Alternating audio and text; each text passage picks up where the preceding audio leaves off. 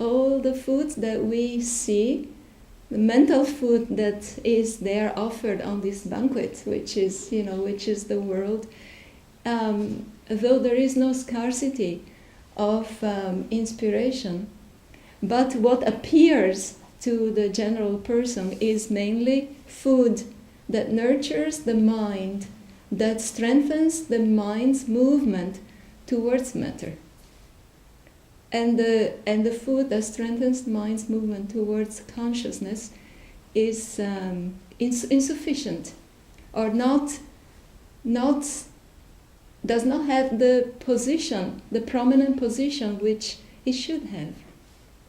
And so we find that when people become unduly concerned with physicality, and they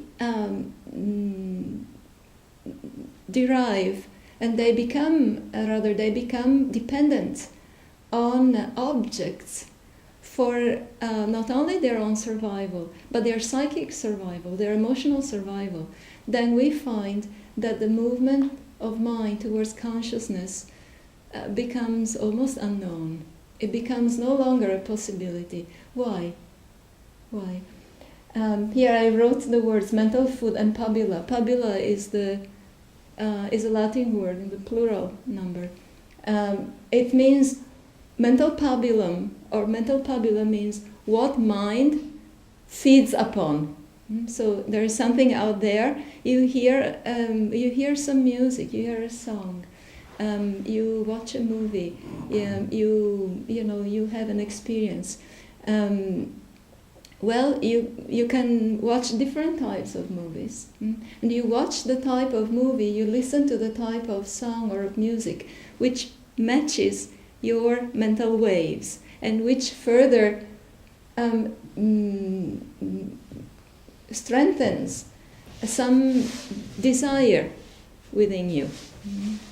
When you hear something, when you watch something, when you experience something, it's not just the fulfillment, the gratification of the moment. No, that thing adds something to your mind.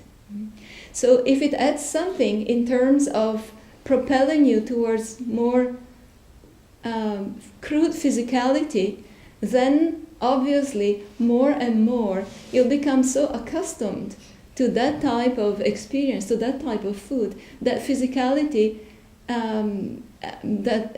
taking things in from the world of physicality becomes the addiction. Many people think that unless you take alcohol or drugs or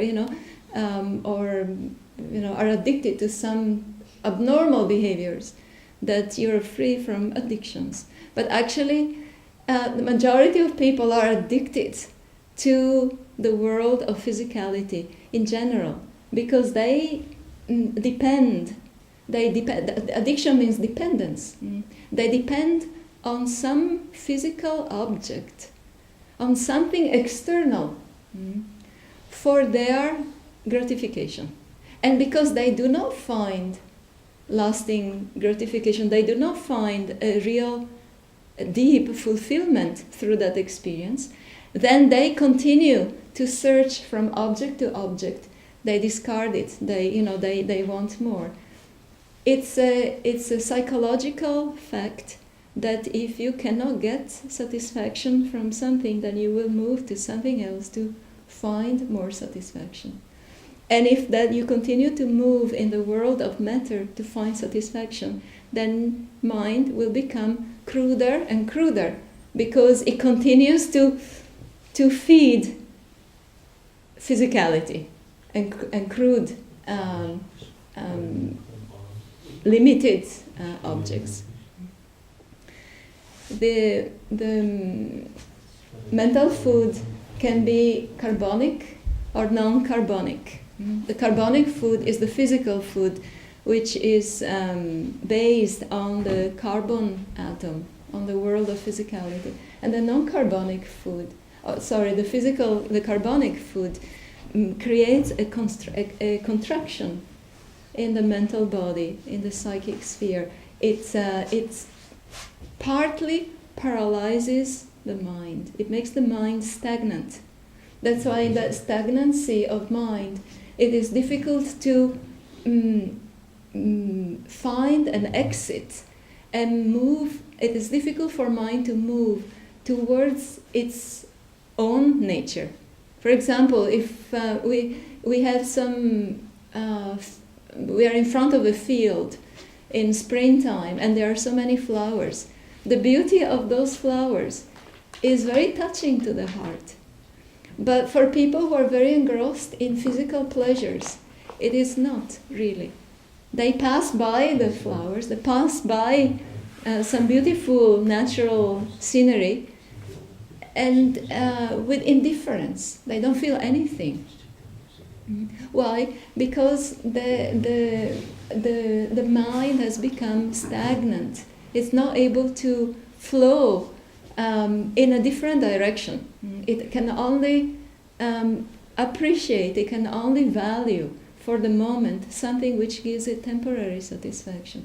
So the non-carbonic food that mind necessitates for its health, for its well-being, is the food of ideas, of higher ideas, ideas in the sense of things, ideas that cannot have a shape, that do not have a shape. For example, we see a flower. The mind takes the shape of that flower, and we perceive the flower internally. But we think of freedom. Mind does not know what shape to take.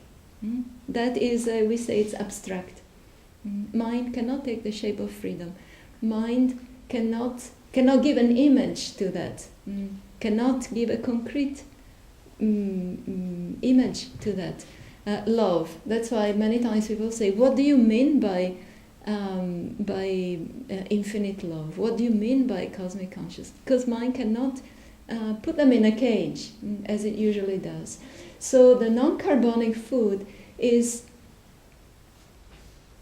the way, taking in the non-carbonic food is the way that mind nurtures and strengthens its nature, that makes it naturally want to flow towards consciousness.